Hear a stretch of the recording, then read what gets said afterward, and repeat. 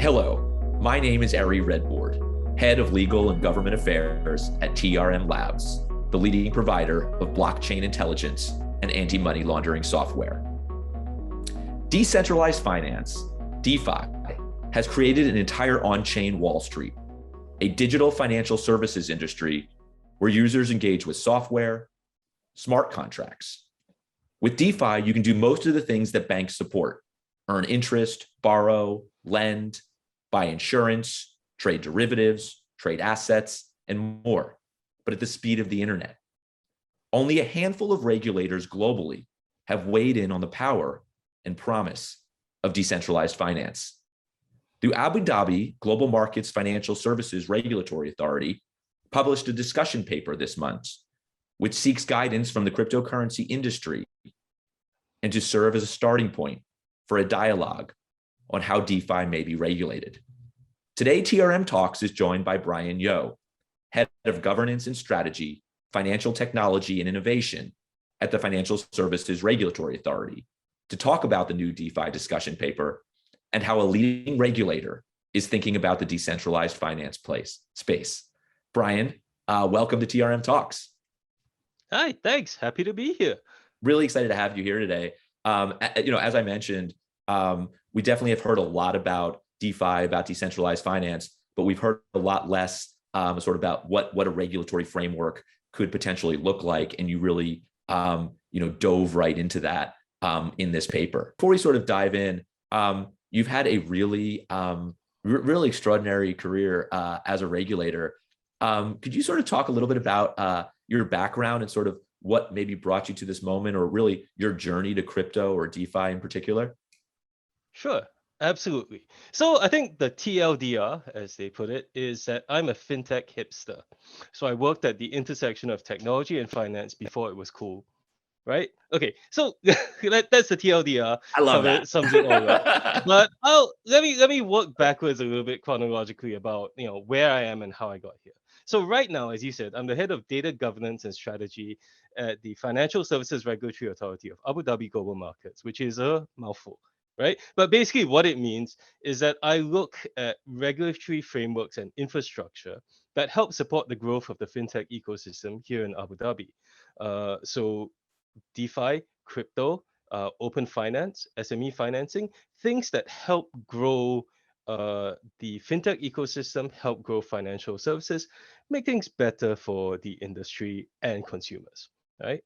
So prior to this, I was the head of data architecture in the Smart Nation and Digital Government Office in Singapore, which is part of the Prime Minister's office, looking at what we call the government data architecture, which is a way of ensuring that data moves smoothly between government agencies.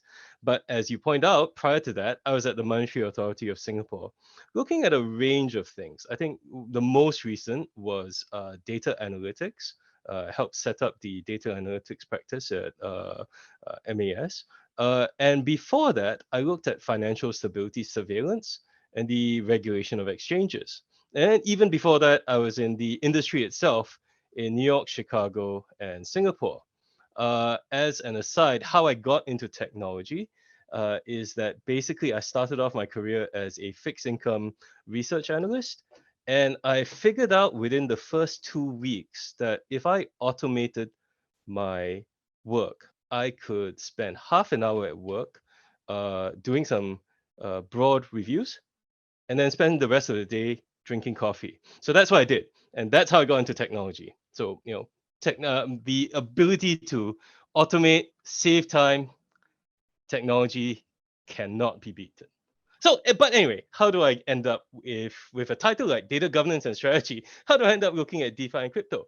Fundamentally, my remit covers anything to do with modern financial services.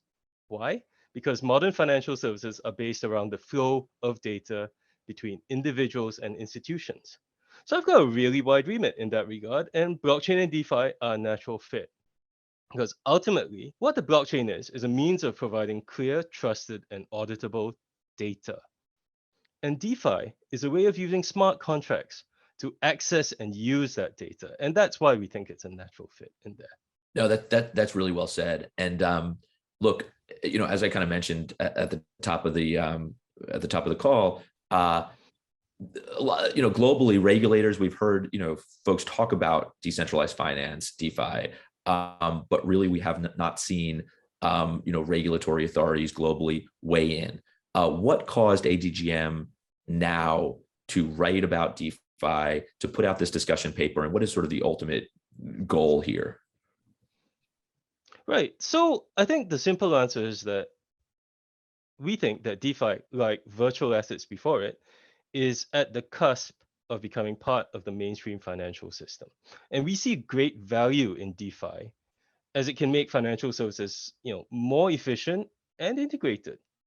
But for that value to be realized, the risks that DeFi pose, just like any other financial service, need to be mitigated. So we've seen a lot of work being done in the international community, and a lot of this is foundational, especially the work done by the BIS, the recent paper by IOSCO.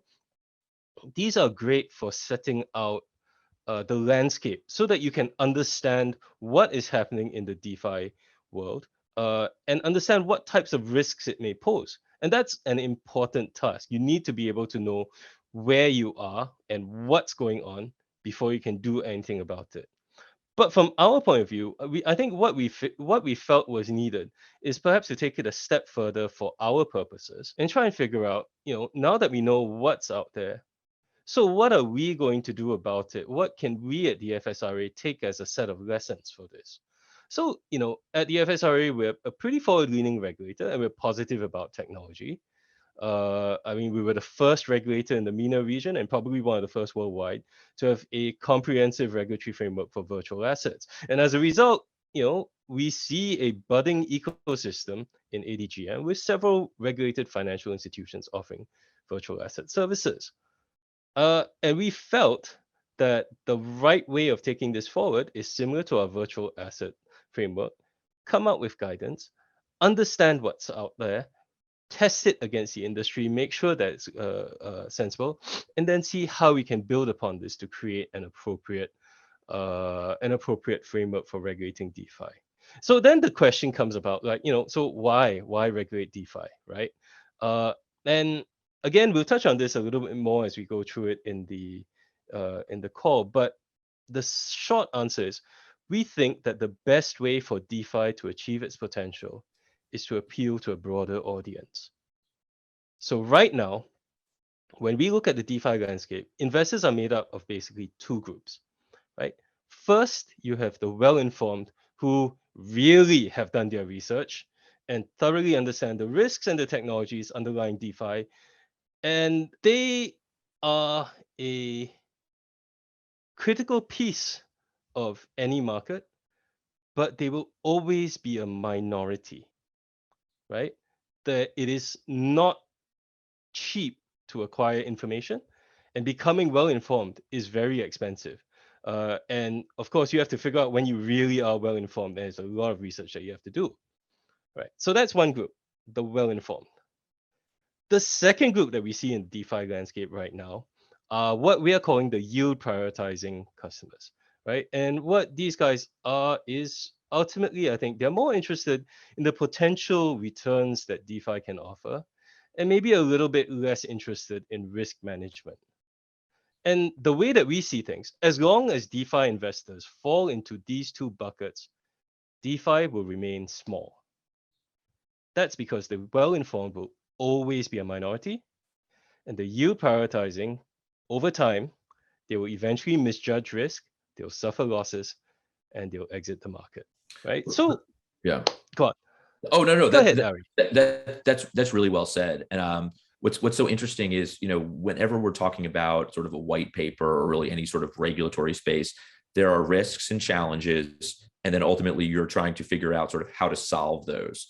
But one thing I love sort of about the way you described that, and specifically you said, ADGM, and I think it seems like you personally are positive about the technology. So I'd love to just talk a little bit, because I think sometimes it's lost in the shuffle when we're talking about sort of, regulatory risk, is what is the promise of this technology? I think of it, the way I sort of, picture it is essentially it takes the promise of cryptocurrency and really builds on it.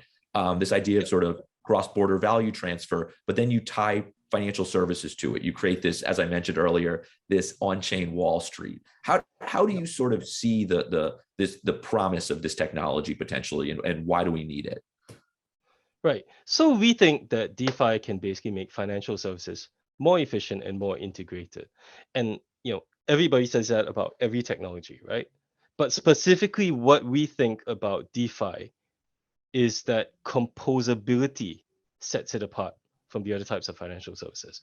And what composability is, just to make sure everybody's on the same page, is the ability to use this output of one smart contract as the input to another, and the ability to chain this across. All right.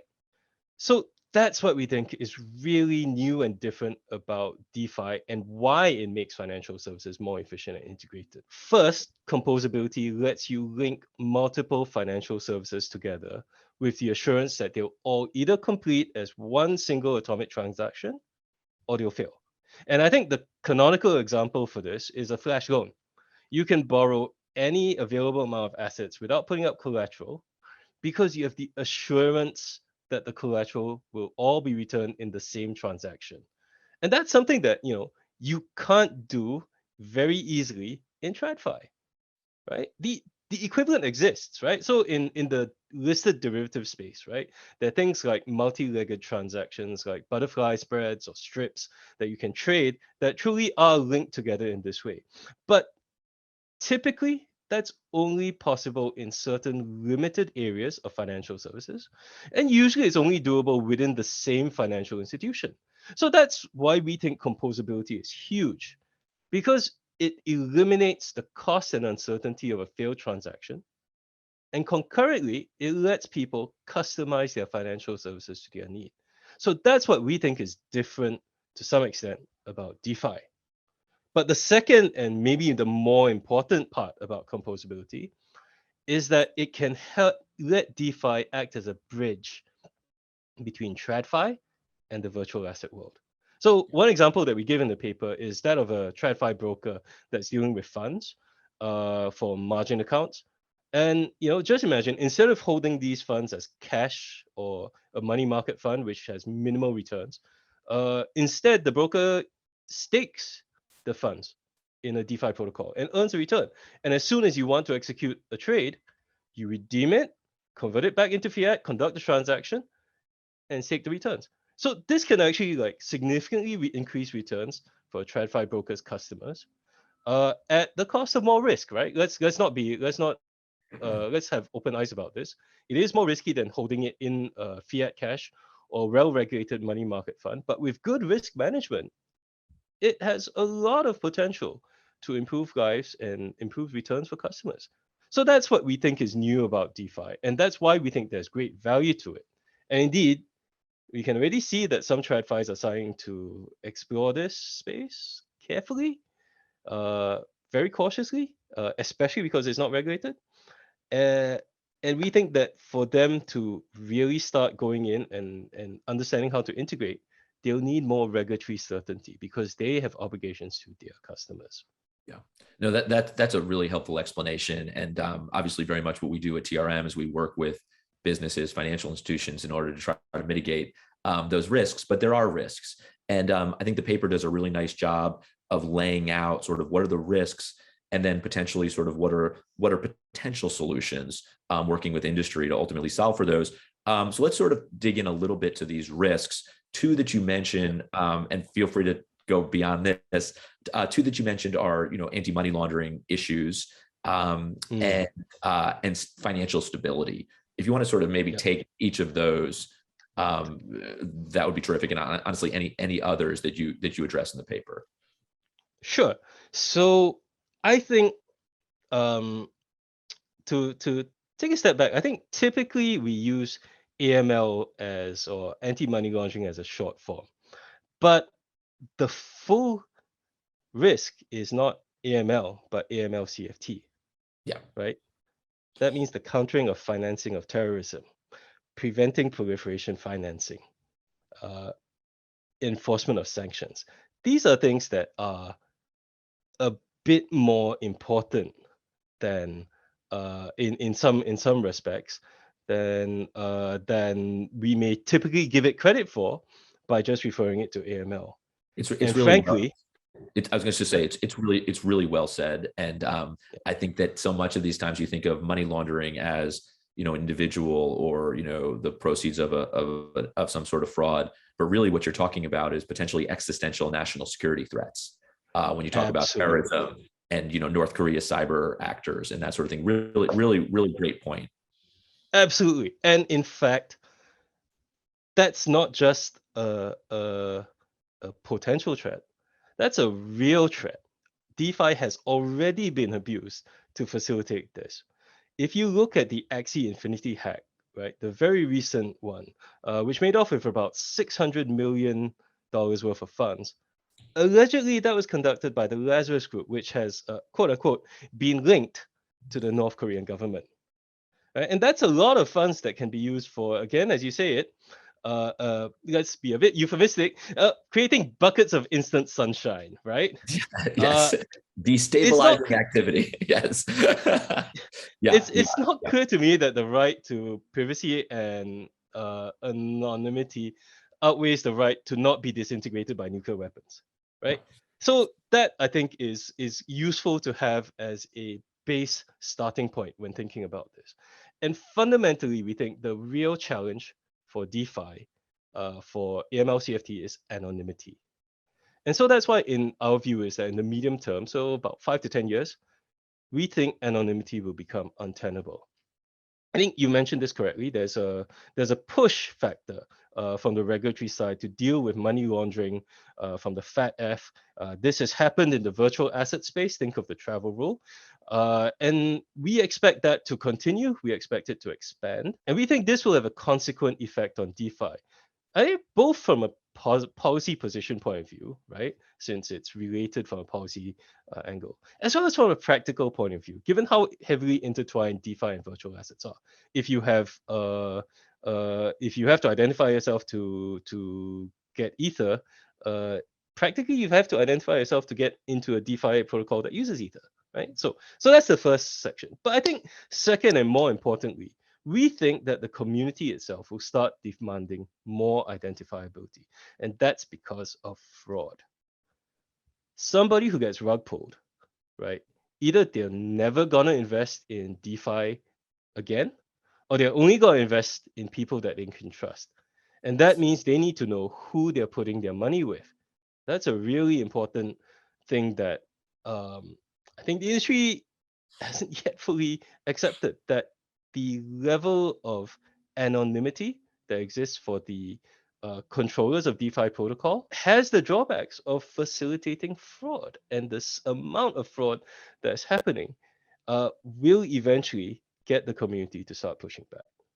As an aside, right, by the way, even while we're talking about money laundering, I think one key point that I've heard, a talking point, is that the scale of risk is far greater in the fiat world than in the virtual asset world. So, I've heard numbers like, 800 billion to 2 trillion laundered in fiat, but only 33 billion in virtual assets. And that's factual, right? Yeah. No, But equally absolutely. factual Yep. is the fact that TradFi firms and their employees are regulated. And so when such crimes come to light, they can be held accountable. And it's not clear whether you have that same level of accountability in the virtual asset space or in the DeFi space. So maybe that talking point needs to be thought about a little bit more. No, and that you make that point in the paper, I think, very powerfully. Absolutely. Yeah. No, that's Okay. that's really interesting. Yeah. Anti-money laundering, or as you said, sort of the national security risks, are one piece of sort of a series of lists. Anonymity, sort of the overarching concern, and you also talk about sort of financial stability. Would you talk a little bit about what that means, essentially, in your mind? Sure. Yeah. Sure. So the point of financial stability supervision fundamentally is to ensure that the financial system is resilient to risks. And what drives financial stability risks basically fall into 3 dimensions: size, connectedness, and speed. And the further up you rank on these dimensions, the more risk you pose, right? So, I mean, it's a bit intuitive. If you're big, your failure will hit the system. If you're connected to everybody, it could hit the system. And if you feel very fast that nothing can be done about it, like a flash crash, you can affect the system, right? And Lehman's a good example. It wasn't the biggest, it wasn't the most interconnected, and it wasn't the fastest failing, but it was kind of high on all three.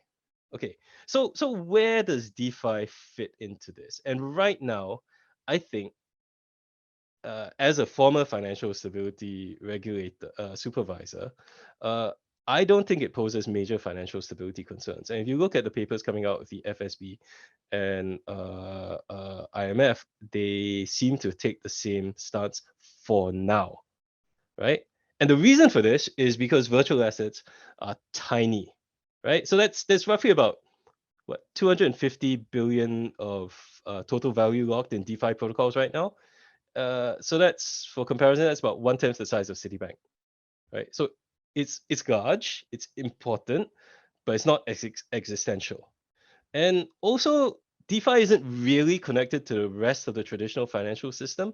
You don't have many major players using or investing a lot in it. So it's kind of isolated. That risk, that dimension, it doesn't pick up. But the one risk that it has is speed, and that's a fundamental integral risk of DeFi. So I think very topical. Look at the Beanstalk attack just this week. It took 13 seconds for an attacker to make off with more than $80 million from the Beanstalk treasury, right? 13 seconds. That's all it took. And that's a fundamental feature of DeFi. There are some risks that come with the territory and you have to mitigate and accept, right? So this, I think speed is always going to be there. But where I think people have concern is that this can change. This picture can change. If, as we expect, TradFi firms really start picking up DeFi in the medium term, it starts going up in size and interconnectedness. And at that point, it starts showing up more and more on the financial stability radar. It becomes a cause of concern. But I think, to some extent, we should see this as a sign of success for the DeFi industry. If DeFi really does start posing financial stability concerns, that means it's an integral part of the financial system. The financial system needs it to continue functioning.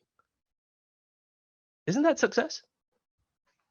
Absolutely. I mean, I think another piece of this that's so interesting is oftentimes when we think about sort of hardening cyber defenses, when we think about building out, AML using tools like TRM, we think about meeting our regulatory requirements. But the reality is, and I think what you're getting to, which is such a much more important point, is that we also have to build the trust layer in this new ecosystem. Because, if I don't believe that Brian is on the other side of a transaction with me, I'm not going to send the funds. And the entire system doesn't work. We have to build that trust layer. And part of that is clear regulatory frameworks. And I think a lot of times we just think about what we have to do to appease a regulator, but really this isn't going to work unless we all trust in the transactions that we're making. And also the custody of funds and all these things. So one thing I'd make a point on is that my first ever real job, right, was working for a wise old man named Tom Jordan.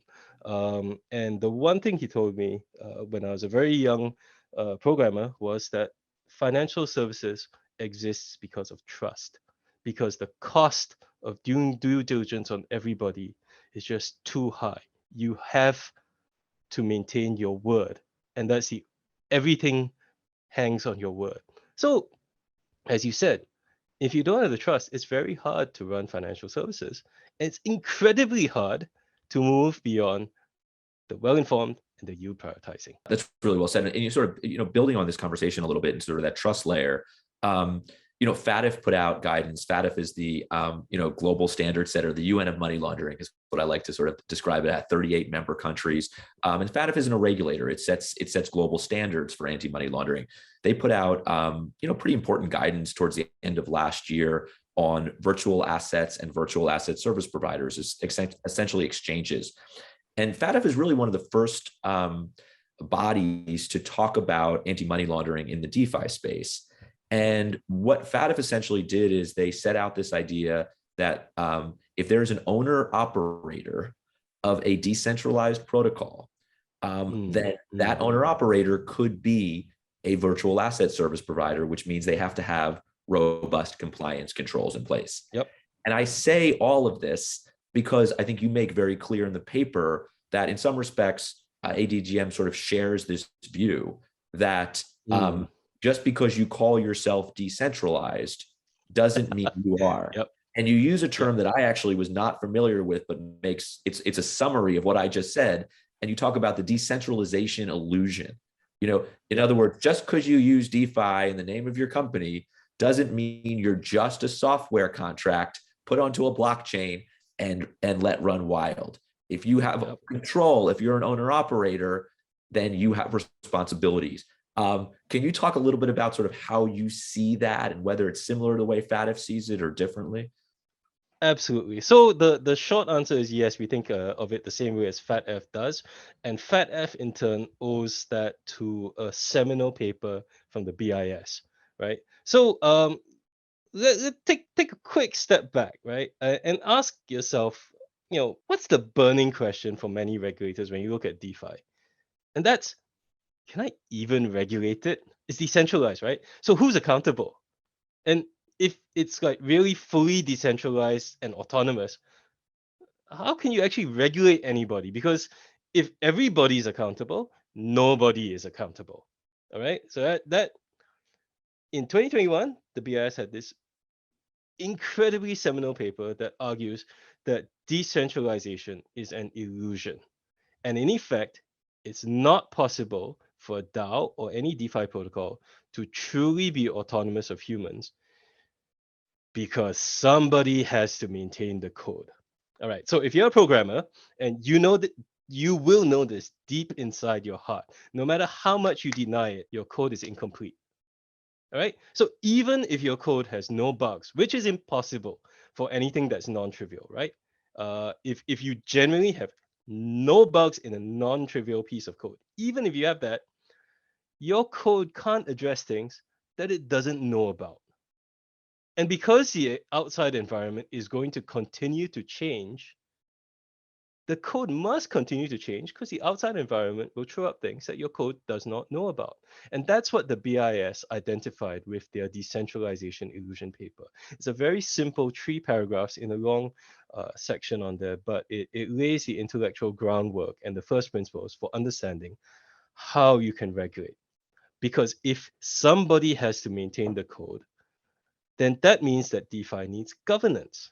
And if you have governance, you have to have some form of centralization. Somebody needs to exercise control over a protocol if it's going to remain relevant. So you could throw it out there, sure, and truly let it run autonomously. But is it going to still be around in 6 months, a year?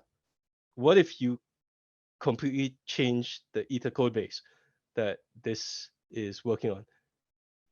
If you truly are going to let the code run without maintenance, it will no longer be relevant. So somebody exercises control.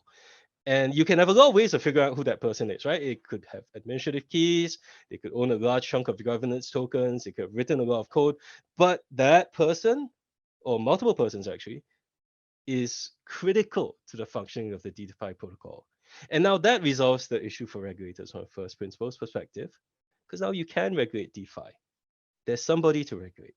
How you regulate is a whole other matter, and maybe you need a different approach, right? But it can be regulated, and this is partly why we expect to see more action being taken in the medium term. Now, I'm going to digress slightly here and talk a little bit about how we think the industry is likely to react to this kind of regulatory reaction, right? And we think that there's basically 2 paths that you can take. The first is to embrace regulation, which in effect is a recognition that, DeFi's made it. DeFi is important enough that it can't be ignored. It's important enough to people's lives that you need to take care of investors, right? And in this path, what you see is controllers working with regulators to come up with reasonable regulations that are implementable, that are sensible, and that achieve good outcomes for investors. And then what DeFi can do is tap on the vast pools of liquidity in the mainstream financial services industry, right? The huge pools of institutional investors who right now cannot even think about touching it because of the risk and the regulatory uncertainty. And this is a hard path in the short term, but we think it's the one that can actually achieve the potential that DeFi has. So let's one path. The other path, which unfortunately we think is most likely for the majority of controllers, is to try and push back and maintain the status quo. And and that's understandable because it's a huge change to business models, right? If your model is based around anonymity, like you're a mixer, getting rid of anonymity, then what's your business model now, right? But the irony is, if you are successful in maintaining the status quo on a regulatory front, you're gonna maintain the status quo for how the market is composed. And in the long run, we think that's gonna lead to a smaller and diminished industry. Uh, and that's not a happy future. But however, the plus point is we think that DeFi will still continue to grow anyway, because even if the majority of controllers doesn't make the transition, we think that there will be three main sources of growth. First, you'll have those enlightened controllers who embrace it and are in it for the long term. Second, you'll see new entrants who can see the opportunity and have the opportunity to architect themselves to be compliant by design, right? From the start, they're ready to go.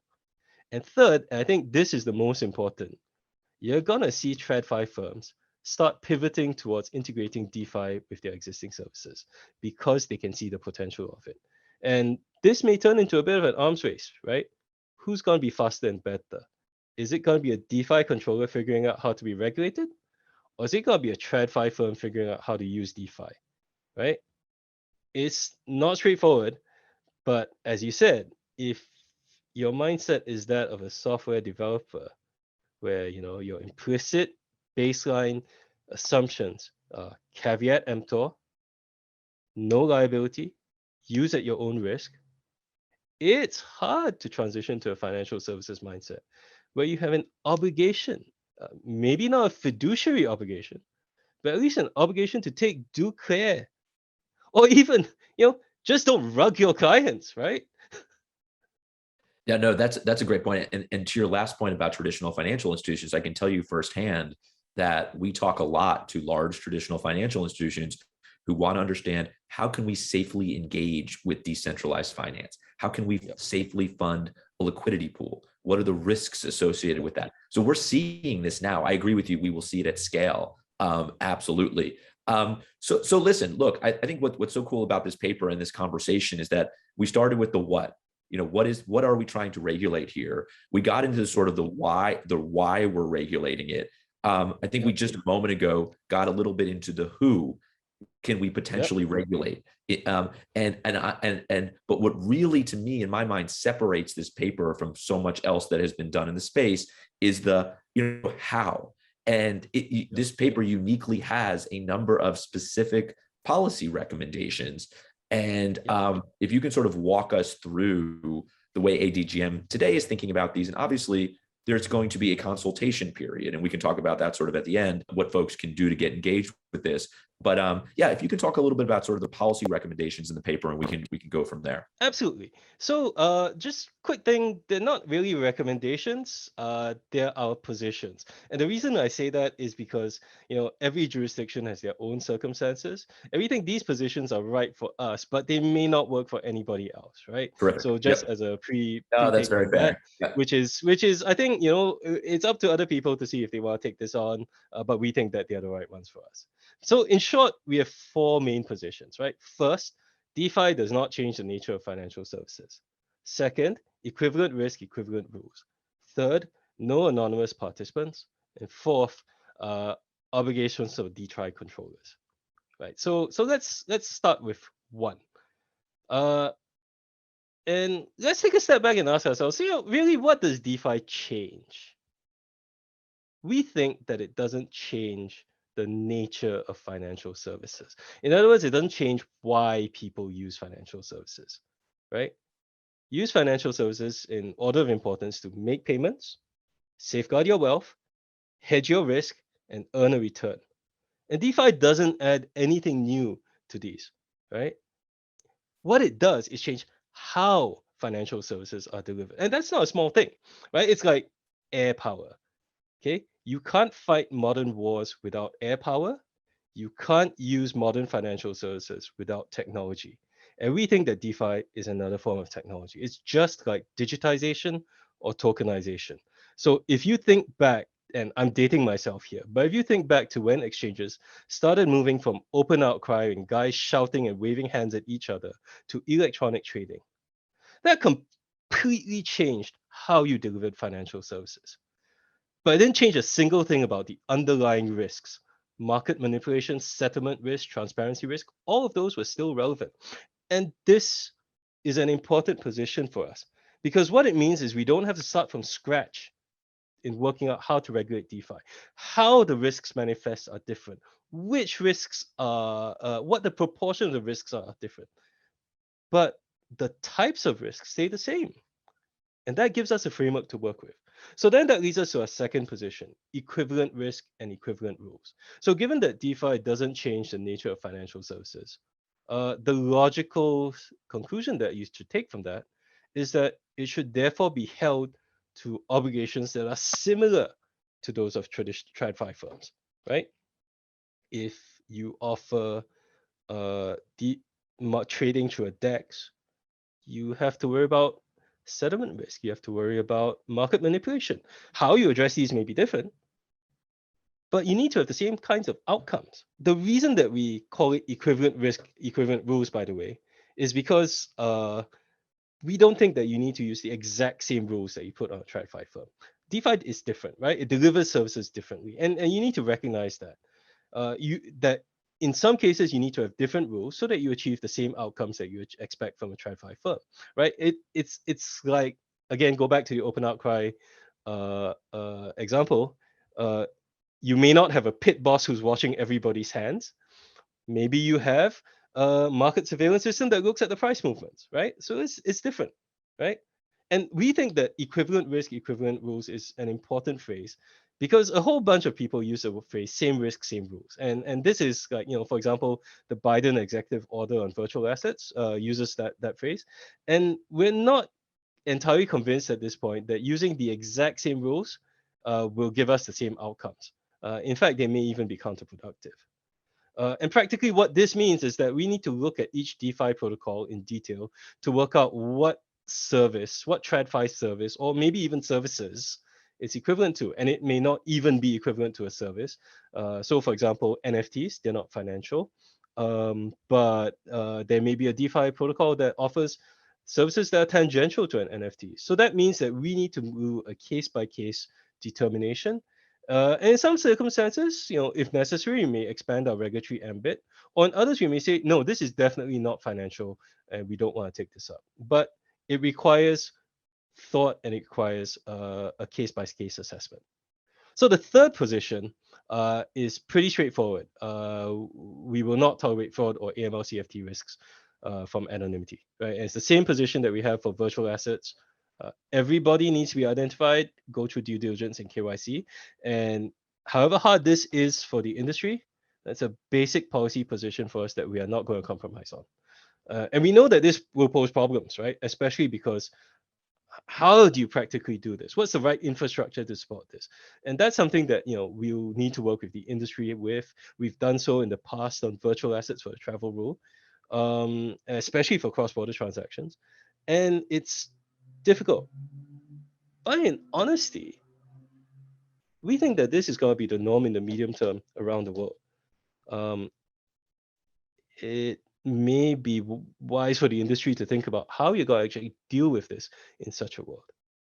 All right, so those are the first three. And the last is probably the most controversial, which is I saved it for last. And that's that we think individuals who are controlling a DeFi protocol need to have personal obligations put upon them. And this is a logical progression from equivalent risk, equivalent rules, right? If you're in a TradFi firm and you're the senior executive officer or the money laundering reporting officer, you need to be fit for the task. You need to understand what your job is, and you need to accept that you're accountable for the operation of your firm. And I don't see why we should accept any less from DeFi controllers, especially when the types of obligations that we're talking about are pretty straightforward, like, observe high standards of integrity and fair dealing, act with due skill, care, and diligence, observe proper standards of conduct. And take a step back and put yourself in an investor's shoes. If a DeFi controller isn't willing to hold up their hand and be accountable for meeting these obligations, is that really someone you want to work with? There will always be people who don't meet these obligations in practice, right? That's why regulators exist, to keep track of this.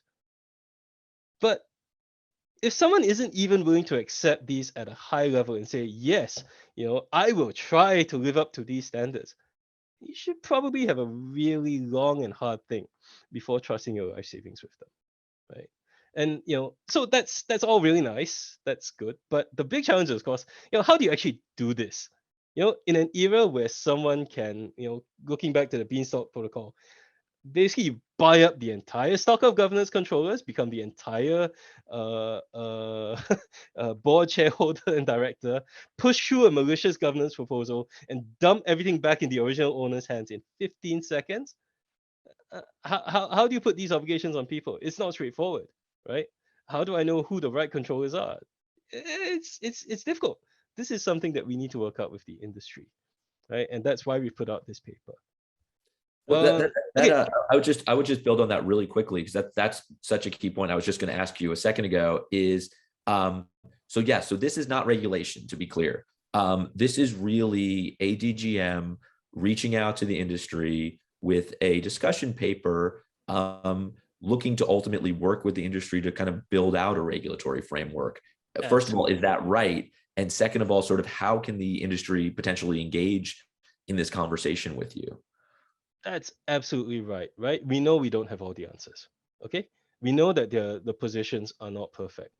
We've put out a draft illustrative type of regulatory framework that embodies these positions, but we know that that's not going to be the final answer. We need validation from the industry that we're on the right track. Right? We've reached out to some industry participants already, and some have been positive, some have been negative. But we want to reach out to a broader portion of the industry. We want to get a sense on, are the key trends real? Do we think that they're right? Are those policy positions correct? Maybe some people don't agree with us that it doesn't change, DeFi doesn't change the nature of financial services, right? But most important, really, how can we practically do this? Okay, working together, thinking about the final outcomes that we're looking for, making sure that your investors are well protected, making sure you can do this quickly and efficiently.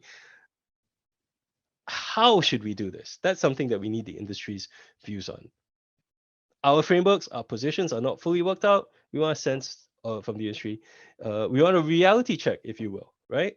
And we're happy to take comments from anybody on this. And it's open until June 30th, so there's plenty of time. But the only request I have is reach out to the mailbox in the discussion paper, which is consultation@ADGM, so that we can have a single consolidated view of how all of this is going to work together. But we want to hear from you, right? We can't just sit in the ivory tower thinking this stuff up on our own without getting validation about whether it will work in the real world, right? That's why we need to reach out, and that's why we're here on this talk. And very glad that TRM Labs has kindly given us the opportunity to do so and raise awareness of the paper.